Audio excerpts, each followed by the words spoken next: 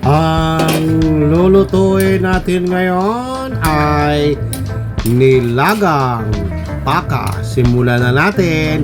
Lagay na natin ang ating kawali. Ilagay na natin ang ating mantika na galing sa Baguio. At ating ikalat ang ating mantika. At ilagay na natin ang ating beef. Ilagay na natin ang ating beef. At ating haluin. Mekos-mekos natin yan. Mekos-mekos lang natin ang ating beef para ma-fry ang ating beef para lumabas ang kanyang lasa na masarap. Mekos-mekos lang at pagkatapos lagay na natin ang ating mga ginger at onions at imekos-mekos lang natin yan. Mekos-mekos lang, mekos-mekos. Mekos-mekos lang natin. Ilagay na natin ang ating pampalasang patis. Patis. Damihan natin ang patis. Yan. At pagkatapos, ilagay natin ang ating tubig. Isa pang tubig. At ilagay natin ang MSG. Yan.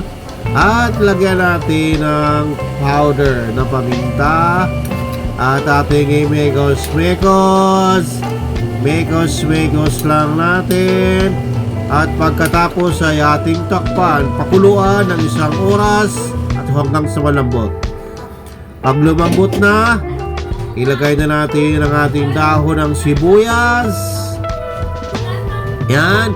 Ilagay na natin ang ating mais. Yan.